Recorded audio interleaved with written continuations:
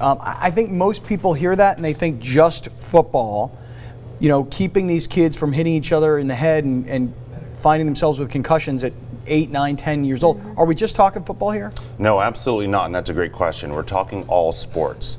And specifically for youth, there are several youth who play several different sports, multi-sport kids. There's a lot of them out there. If you're an athlete in one, you're generally an athlete in another.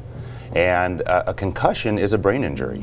And so for parents and coaches and players and teammates looking out for each other, they need to see the seriousness of that. Concussions can occur without even a loss of consciousness, so it's something that everybody should be aware of.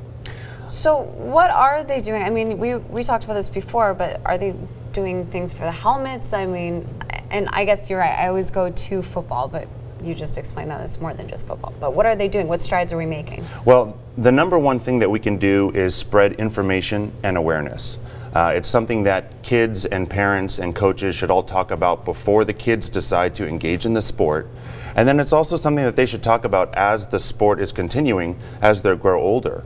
Youth and teens are more susceptible to concussions than adults, and they can be very, very serious, especially if you have successive concussions. So talking about concussions with your kids or your students or your players, and having them help each other. You know, a lot of times players and kids know each other sometimes better than coaches or parents do because they spend so much time with each other. So players kind of looking out for each other and seeing some of those concussion symptoms in each other can sometimes be very helpful. John, let me ask you, are there statistics to support which sports are most concussive and dangerous?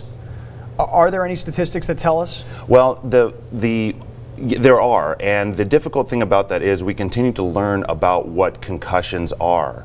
And what's even more important, though, is to know that brain injuries on the concussive or subconcussive level can occur, and we don't even necessarily know it.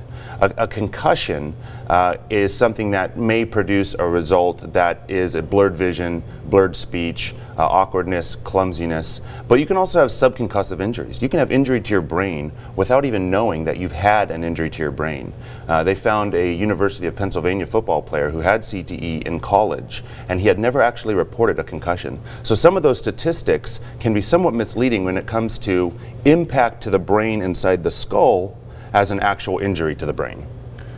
All right, so I want to ask you about a few sports. I know there's a lot of moms and dads out there this morning that are watching, and they're saying, okay, I won't let my son play football because I've heard all the stories about concussions, but I let my kid play soccer. Okay, fine. No head protection, and a ball could be popped up in the air, and a kid goes to head the ball, and I watch from the sidelines, and I go, that looks like it hurt. And it created this impact between the ball that's coming down and the head. Is there any studies, anything at all that says soccer can be dangerous? Well, you know, I actually had one person, as part of the San Diego Brain Injury Foundation, come up to me and tell me that they had read that women soccer at the NCAA level was one of the most prevalent forms for concussion. Now, I don't know whether that's true. I haven't researched that myself, if that's true or not. But it's true. You can have concussions in any type of sport. From a baseball, you can have it from another head, two skulls cracking together. Right. And then you can also have this repetitive subconcussive injury, which is hit after hit after hit after hit over, several years. Yeah.